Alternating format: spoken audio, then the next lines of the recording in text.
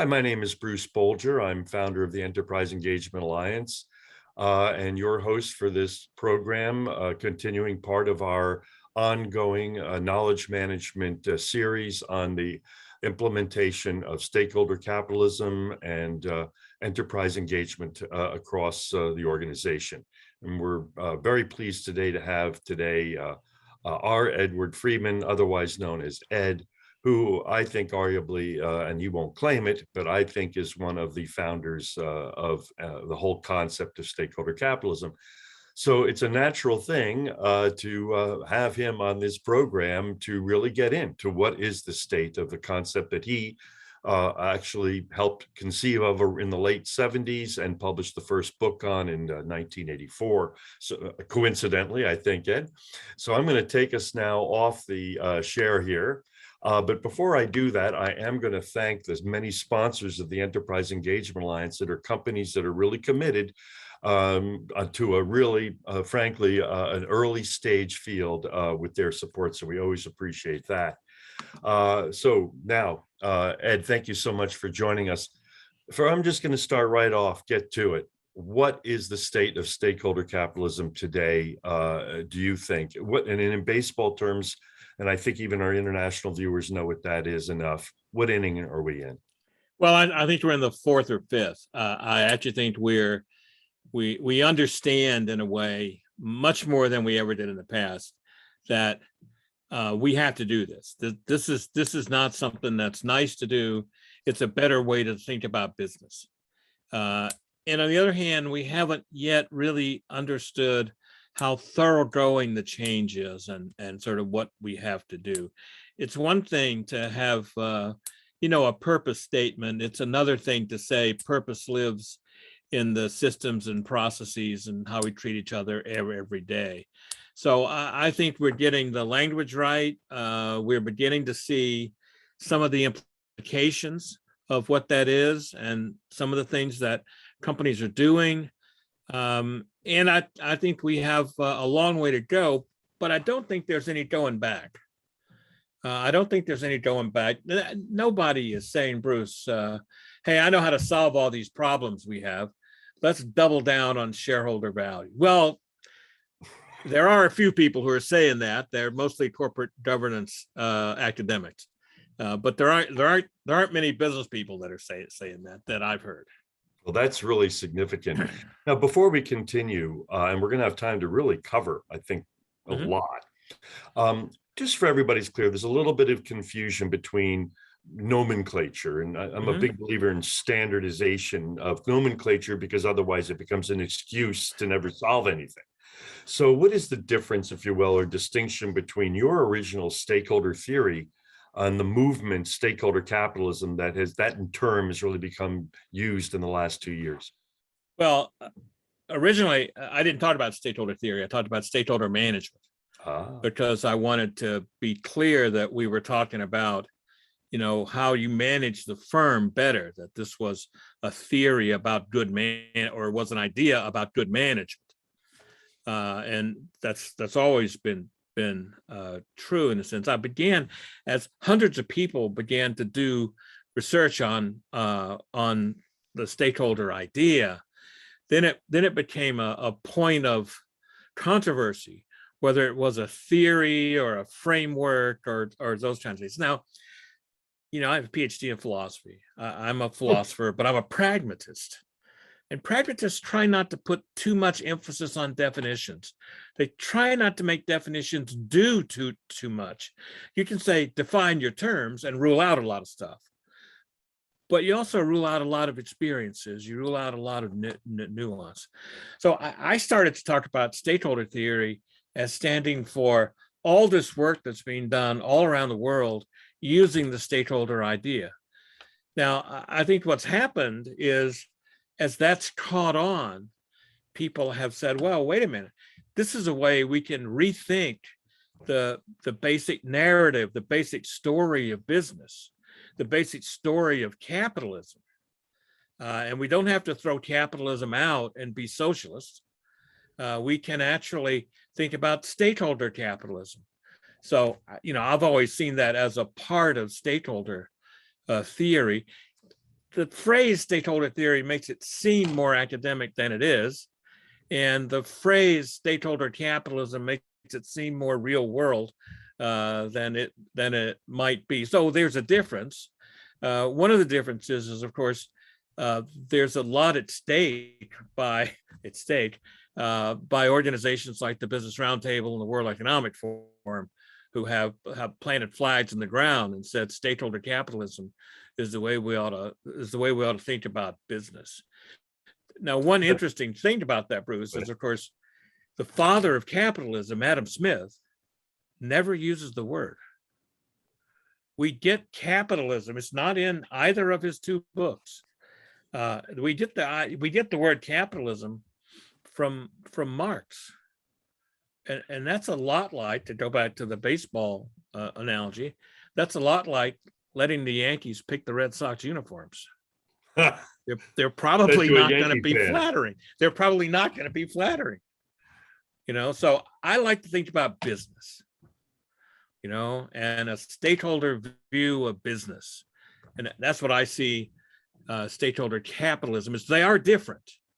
They are different, but I'm not so sure how much to make of the difference.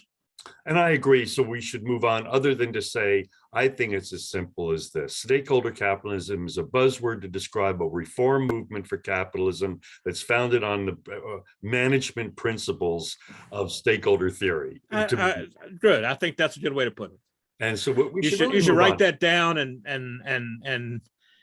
put it in Wikipedia, and that's the way it ought to be. So what is the responsibility? This, I think, is a really important question for you, who's written a book on the subject. What is the difference between stakeholder capitalism and corporate social responsibility? I think they're getting mixed up, and that's causing a problem. What's your view? So, look, there are four ways to understand, at least four ways to understand stakeholder capitalism. The first way to understand this, and you see it in op-eds all the time. Robert Rice just wrote one about it. Look, this is virtue signaling. There's nothing to it. It's just PR. Second view. Well, it's virtue signaling, but companies mean it. It's it's corporate social responsibility. That's what it is. Now, the problem with that view is it says it's only, it thinks about stakeholders only on social or societal issues. It's much like the way the idea of stakeholders was used in Europe for many, many years, and still is in some sense, in which stakeholders are about civil society. I'll never forget questioning one of my European colleagues who had done this massive and expensive study on stakeholders. And I said, well, where are customers? Oh, we didn't talk about them. Well, how can you make any conclusions if you only think about civil society? Civil society is important, but it's not the only thing, right? There's a sort of third view that it's about top-down elites and sort of, getting CEOs and executives and political leaders and government leaders in a room and having them decide on, some new agencies and rules and that sort of thing. That comes close, I think, to the way some have thought about this at like the World Economic Forum and other places. And there's some usefulness and truth in that. My version of this is the fourth version. It's the business model. It's about how you create value for customers, suppliers, employees, communities, people with the money. And what if lots of companies did that? Then we'd have a system of I guess you could call that stakeholder capitalism. And people, in my view, investors would make more money, stakeholders would be happier, and we could build a better society. And that is we're going to get to in a minute, because that's the virtuous circle.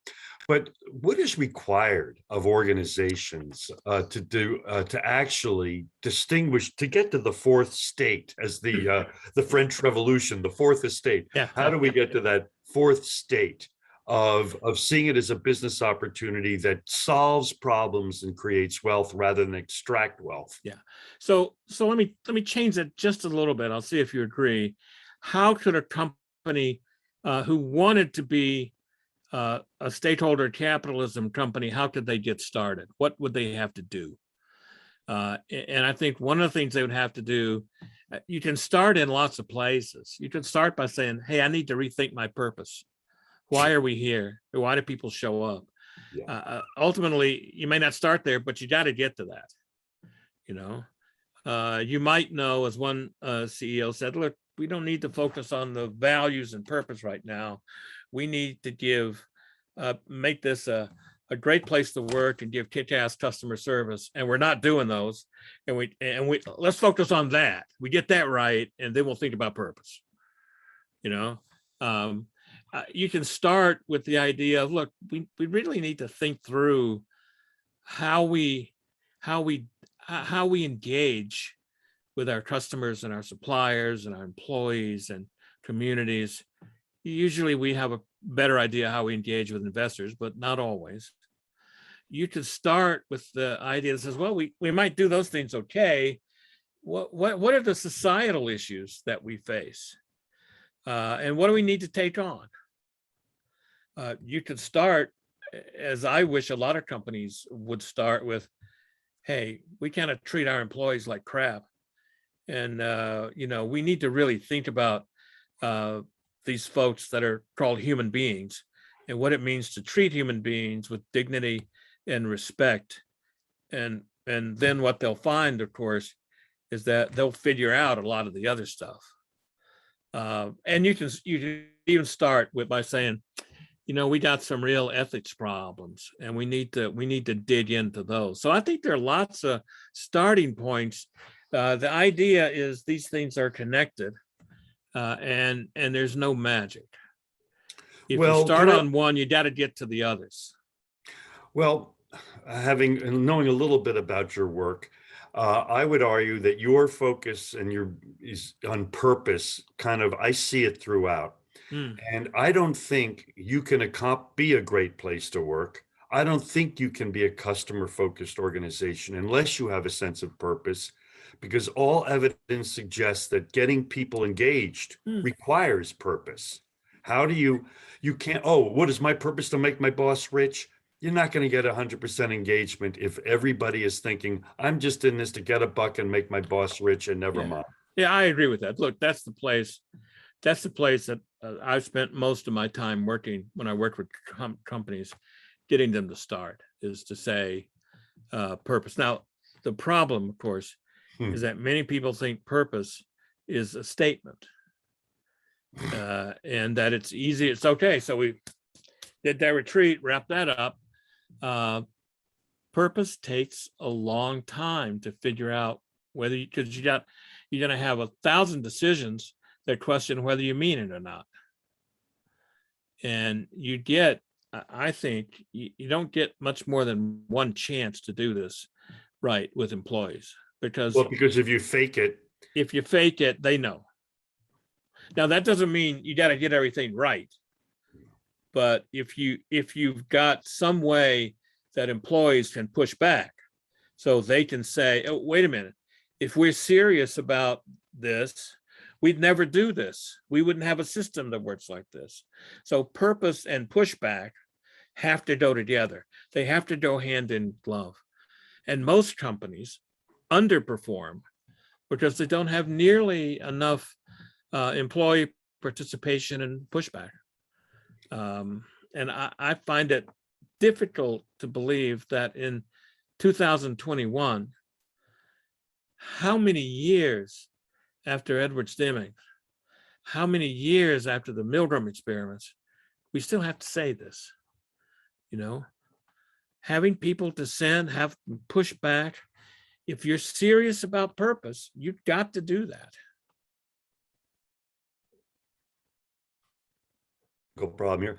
Well, I actually want to spend a little bit more time on this subject because it might be boring to some. We've got some sexy questions coming up, but I want to focus on this because you said something at the beginning of this that I think is critical. it's not just a bright, shiny object and another buzzword or a mascot, or it is, you have to bake it into your system. And if I'm not mistaken, Ed, isn't part of the problem that we're always looking for quick fixes? Yeah. Oh, let's find a new bright, shiny, oh, stakeholder capitalism. Oh, sounds like a nice thing. Oh, but now we're lobbying against the very principles that we say are stakeholder capitalism. So Robert Reich comes right after us. So Yeah. let me ask you this, getting back into a system. I like to use the analogy of what ISO standards did with quality management. And they didn't, look, they became a check off the box for many companies, but those companies that were rigorous about, they applied a CEO-led, strategic, systematic approach that never ends, with the Japanese term Kaizen, continuous improvement. Isn't that really what we need in terms of implementing stakeholder management? Oh, sure. I mean, we need a commitment to continuous improvement. I learned this in a personal way. At the ripe old age of 45, I decided to begin my martial arts career in Taekwondo, and Wow. it was one of the best things I ever did. But if you're not committed to continuous improvement, you don't last very long. If you're not committed to continuous improvement, either you'll get hurt, or you'll say, hey, it's just not worth it. But how do you get continuous improvement? You get continuous improvement by feedback. You get continuous improvement by people pushing back against you and giving you feedback as to whether what you're doing is right or not. And that's on a very physical level in martial arts, but it's the same idea that we need. And it's not, I'm not competing against somebody else. I'm trying to make myself better. And that's the critical idea that I take from Kaizen, and the effect that the quality movements had. The danger, of course, the danger is real with stakeholder capitalism, that it turns into a check the box exercise. That's the danger with the elite view of stakeholder capitalism. We'll get together in a nice place. We'll figure out some metrics. Everybody will sign the thing, and we'll give you a pen that you can have that's the one you signed with, and do all that stuff, and essentially that'll be the end of it. It's a little bit like it's a little bit like Bruce, corporate retreats. You go on the retreat and you put the easel sheets up all over the wall, and then somebody says by the end, let's type this up. And so, somebody gets it typed up, and that's the end of it. Nobody ever has to do anything. Well, Ed, you're fighting. This is not something like that. Well, Ed, you're fighting the enormous industry of corporate lead coaches. I love this industry of corporate coaches. Yeah. Engagement hasn't improved at all in 20 years. Customer engagement is going down. And yet we hire these wonderful people to tell us what we want to hear. And meanwhile, nothing changes. So what's going to change it? And this is my next question. Isn't it ironic, Ed, that investors seem to be leading the charge? Did you ever expect that investors would really be the ones to push this? Well, to be honest, I never expected it. But I always thought it was the right idea. I always thought it was the right idea. Hey, you pay more attention to your customers. You figure out how customers, employees, etc., their interests all go together. You innovate to do that. You're going to be better. I thought when I wrote this old book, I thought I was a strategy guy. I really did. I was trying to find a home in the academic world. I was teaching business strategy. And it turned out nobody in the strategy world really cared. They were under the influence of a lot of economic thinking. It was the heyday of Porter, et cetera. And, I thought people like Tom Peters were the right revolutionaries. I had a chance to work with him, and he was a mentor to me. And to get back to your idea, what happened was this whole genre of self-help books in business that happened after for the most part, took off after In Search of Excellence, because In Search of Excellence sold 25 million copies around the world. So everybody wanted to repeat it. But the self-help books, and Tom was always very clear about this, you can't read a book and do it. You have to really dig in and think about the systems and the processes and what your view of human beings turns out to be. It's not people began to take that as bright, shiny objects and easy fix. It was a little bit like, there's a interesting analogy between the self-help books for business and around the turn of the century, turn of the 20th century, there's a whole genre of self-help books for women as women are marching for the vote. Everybody had an idea about, how to help women. Now, a lot of these self-help books, of course, were written by men, and they didn't understand much. But the self-help book itself in business, I think, has been that movement's been a disaster. It's led people to look for the quick fix, and we can go through the last 40 years of quick fixes that didn't work. And there've been a lot of them. Quality became a quick fix. Re-engineering. My favorite one was the book on right sizing.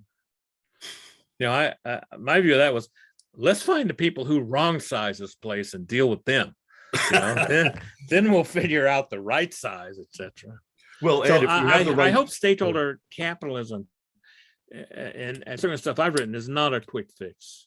It's a commitment to thinking about a business and a company's business model in a different, more nuanced and better performing way.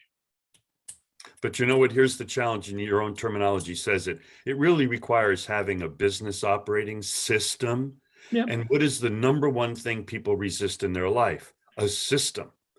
Most people, unless you have OCD, and I don't even mean that kiddingly, you don't like a system. They say that cats, by the way, have OCD because evolution favored that behavior. But I think only about 5 or 10% of companies have, Ed, what I would describe as a business operating system that enables you to bake these metrics and these methodologies into your day-to-day business rather than having it segregated. And we're going to move on to some more exciting subjects in a minute, but I want to ask you this. Wouldn't this same systematic approach also apply to the whole issue of diversity, equity, inclusion today? To me, it's just become a great big bright shiny object. It's another check off the box thing. Let me donate some money, when really DEI is another way to make more money.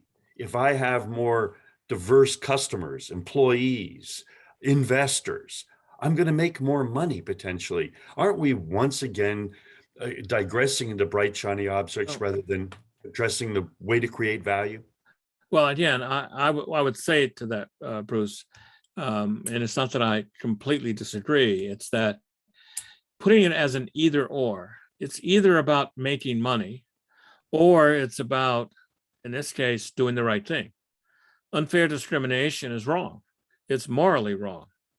Yes, I think if you end that practice and you have a more inclusive organization, it's going to be better and you're going to have the opportunity to make more money. But it's not one versus the other. I'm so tired of people saying, you got to make the business case for this. Yeah, the business case is about your purpose and your values and what it's right to do. That's as important as whatever the financial case is. If we see business just in terms of profit and loss, we need to give up this whole thing because it won't work. You got to have some passion, some commitment to why you have the business in the first place. Entrepreneurs don't start a business because they're trying to make as much money as they can. If they are, they're stupid because probably they're not going to be profitable for a long time. Entrepreneurs start a business because they have a different view of the world. They see the world differently and they want to make that real. And so, Yes, profits are important. I'm as big a fan of shareholder value as there exists on the planet. But that's not the only thing that's important. And thinking about it like that isn't the only metaphor that's important for business. Well, and that leads to my next question, actually. Um, I think when you really look at theoretically the application of stakeholder capitalism is a sustained system rather than as a bright, shiny object, and that's a huge if. And if you look at it as a way to create a better business and a more prosperous society, this could have significant societal impacts, couldn't it? No, sure, it does. And let's talk about that. If, let's say, we had a world in which the majority of companies had discovered that by being transparent with their purpose and values, they could engage all of their stakeholders in that purpose and values in a strategic and systematic way to create better employee, customer, supply chain, community experiences. How could that affect our daily lives? Well, I think it would make it richer and more full.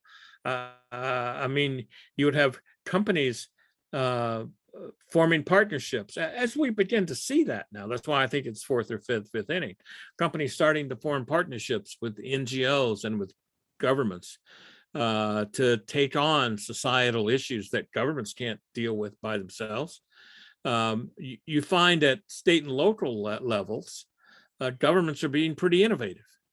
I have a friend, Jeff Cherry, who runs something called the Conscious Venture Network in West Baltimore, where he helps folks. They're not all from West Baltimore, but a number of them are, start businesses that we hope are going to be the next companies like Whole Foods and the Container Store and those conscious capitalist companies.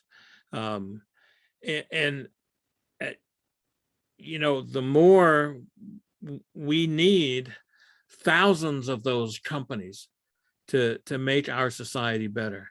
We need thousands of those companies where people who have not had an opportunity in business can have an opportunity to rise. Governments need to help facilitate that.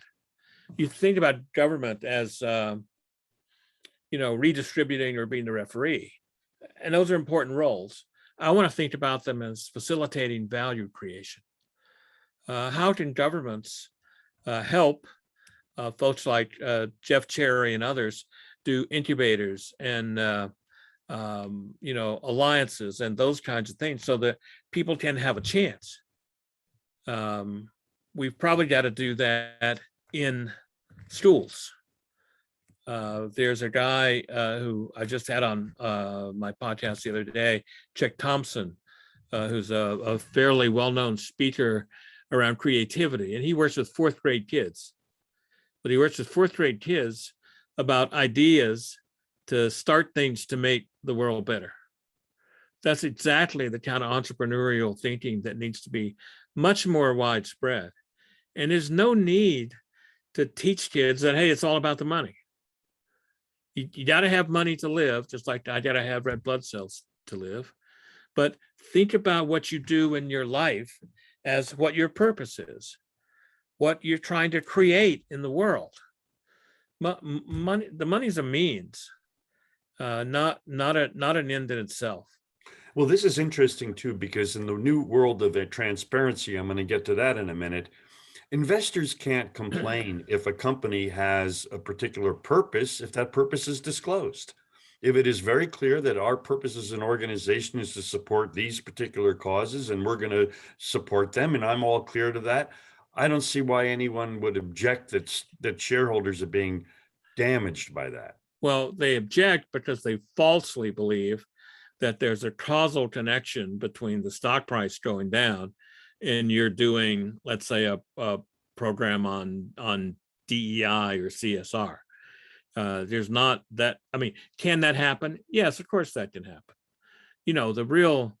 The crunch here, Bruce, people have said to me for 40 years, if I run my business this way, will I make money? Because the idea is, if you only pay attention to shareholders, you know what's going to happen. But if you pay attention to stakeholders, that's going to cost. like the old argument, you want higher quality? Good, it'll cost you. Now, my sense is that's not a very good question. The right question is it a guarantee that if I run my business this way, I'm going to make money, but is it possible? So it's a proof of possibility. And that's been done. There have been countless studies that have shown that if you run your company along stakeholder lines, it is possible that you will do better, enormously, much better than companies that don't. But there's no guarantees, just like there are no guarantees that if I try to maximize shareholder value, I'm going to not go broke. I mean, surely the global financial crisis taught us a lesson there. I've devolved into saying, you want a guarantee, get a refrigerator because they come with guarantees. Business doesn't. Well, it's interesting. Look what's happening to Dollar General now. They're a company that's always squeezed. That's their whole business model, squeeze. Well, look what the pandemic is doing to them. They're poorly equipped. Their employees are leaving in droves. The negative PR is incredible. So again, I don't think shareholder capitalism is by any means a risk-free endeavor either. What do you think of the fact? In fact, thinking about that's an interesting point, because this is something that corporate governance people don't understand, and many board members don't understand. Take care of stakeholders, and it lowers the risk. Yes. It lowers the risk of bankruptcy. It doesn't increase the risk. And they just don't understand that because they see it in purely economic and transactional terms. Yeah, they see it as in terms of a cost, not an investment. Right. But that's changing because we now have human capital analytics that are so compelling that you really have to be a nincompoop, even though the prima facie evidence to me is pretty obvious. But moving on, the SEC, I've always believed that nothing happens unless people have to do something. People don't stop smoking until the doctor says, you just had a mini stroke, you keep smoking, you're dead. It's the only thing that got my dad to stop smoking at the age of 71. So my question to you, it is becoming very clear that Gary Gensler of the Securities and Exchange Commission is going to push hard, and he looks like he has the votes to establish a metrics-based approach to human capital reporting. I think you know that during the Trump administration, Jay Clayton did push through and got a materiality basis for human capital reporting, which resulted in nothing but, we all know, fluff pieces with no material benefit. What do you think? The evidence being that when you have to disclose metrics, that changes the game. What do you think? I wish I were more optimistic about this. First of all, people that talk about human capital are problematic. Human beings are not capital. They're not fungible. They don't replace each other, and you don't accumulate them, etc. And so the very metaphor of human capital says people are like money, and that misses the whole point of stakeholder capitalism. So interesting. The other thing is that, I had an experience some years ago. I was in Copenhagen in Denmark, and I was talking to some folks, interviewing them at the Danish equivalent of the Securities and Exchange Commission. They want to know more about stakeholder theory, etc. So we're having this great conversation, and I said, "So, are you thinking of rulemaking about this or requiring of this?" And they went, "Oh, no, we would never do that. We're thinking about how we can encourage our companies to get better at this." And I went, "Could you please move to the US?" Yeah. Because that's what needs to happen. Yeah. And, maybe some disclosure around metrics will help. I hope it does. I'm not against that. How many 10Ks have you read this week? Well, I haven't read any. And who can disagree? Well, I'm not going to disagree. I asked a question. To me, anytime you force people to do something, you get check off the box behaviors. Yeah, but you might force them to do the wrong things here, because the idea is that there's a set of metrics that works for everybody. And that's just making the same mistake that we've made with financial disclosure. The same financial things don't work for everybody. Focusing on, just a simple example, a company that's trying to grow and grow relatively fast is going to want a different set of financial things than a mature company that's coming to the end of its product life cycle, et cetera. You can measure them both on profitability, but if you do, you better have a very nuanced view of the strategies of the two companies.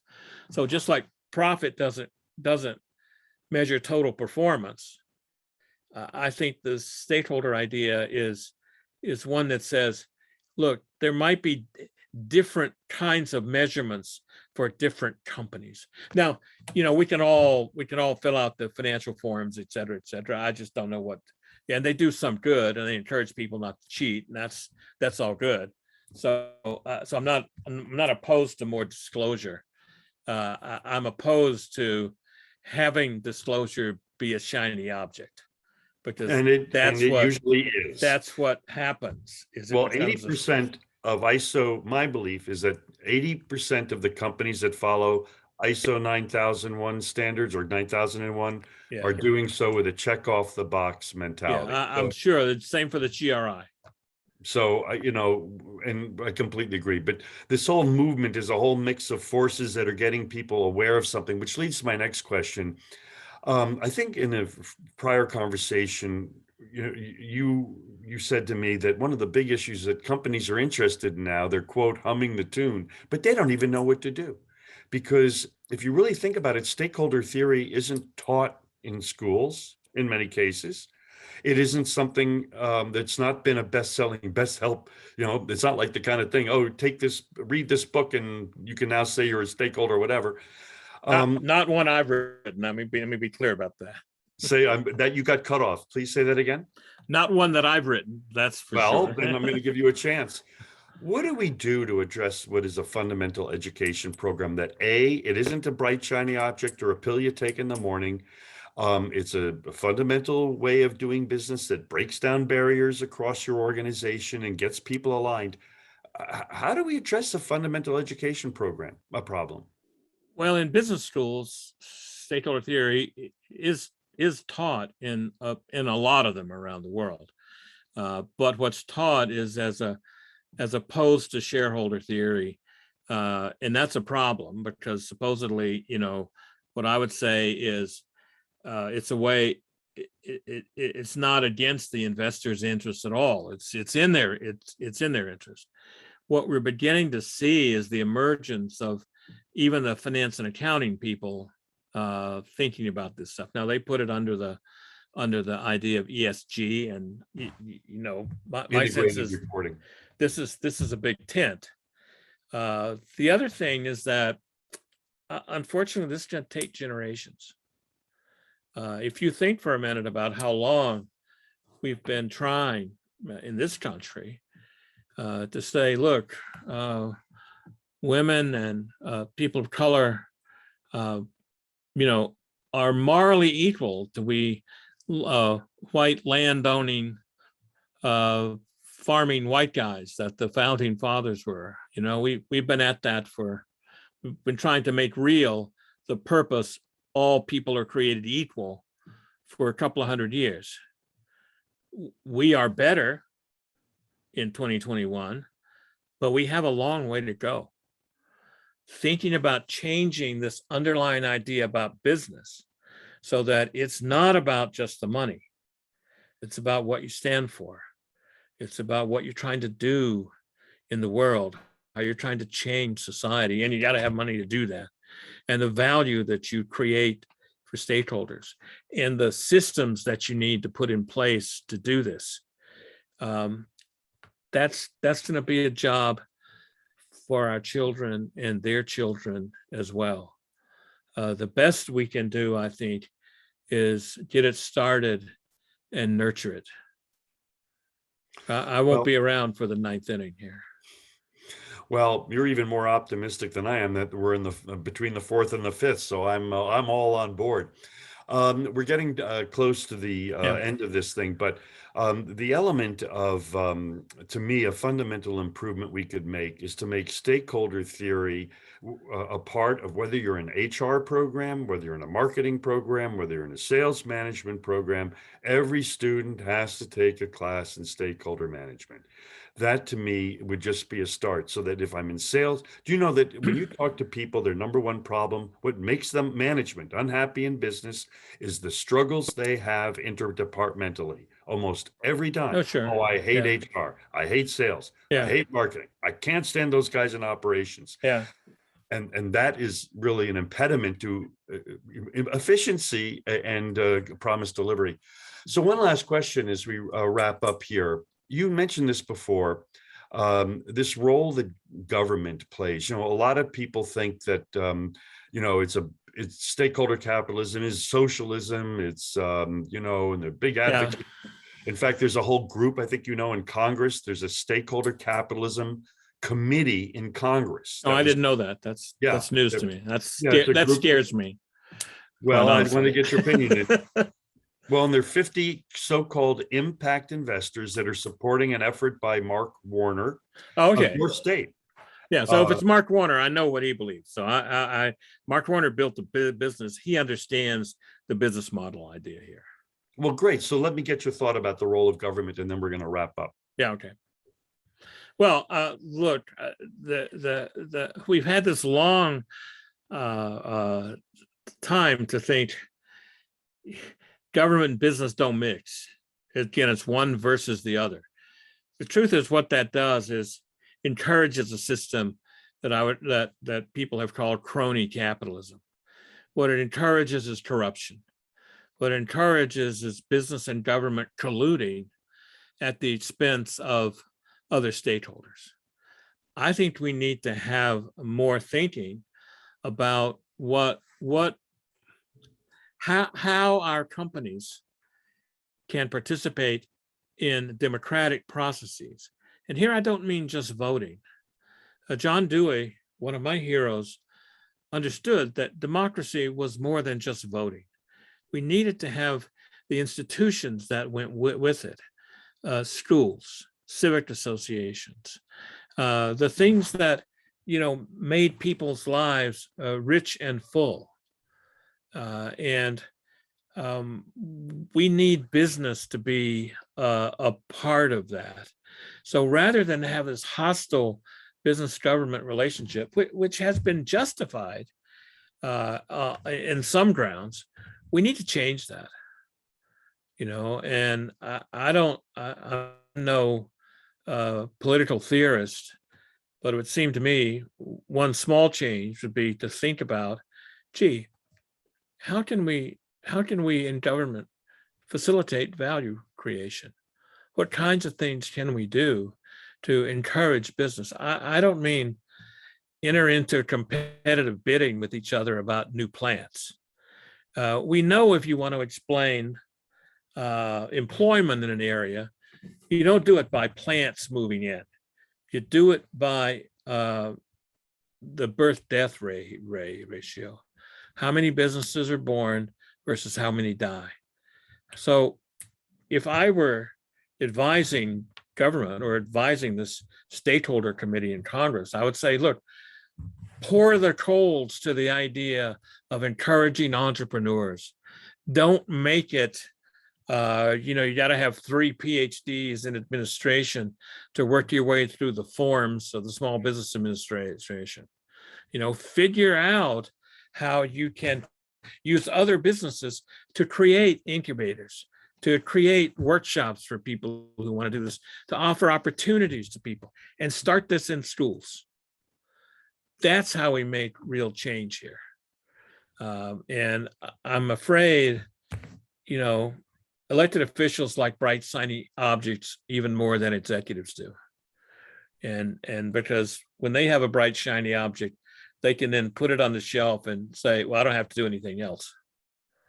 I've solved that problem. Well, and that's why I'm so fearful of the stakeholder capitalism getting into the political sphere, because it's really nonpartisan. I think 90% of Americans could agree with the vision you just laid out. Well, in fact, they do.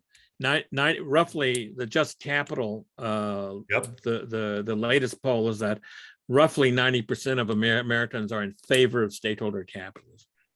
That's right. And if the government doesn't get in the way, we might be okay. Yeah. Well, anyway, Ed, I really want to thank you for your time. This video is going to be up for at least a year, and we're going to be marketing it on a regular basis to our 20,000 or so readers per month. And I'm trying to get back to our last slide here to thank everybody, again, our sponsors, also to let everybody know that everything we do at the Enterprise Engagement Alliance is really meant to be, a lot of it's free, just free news, free information, free resources.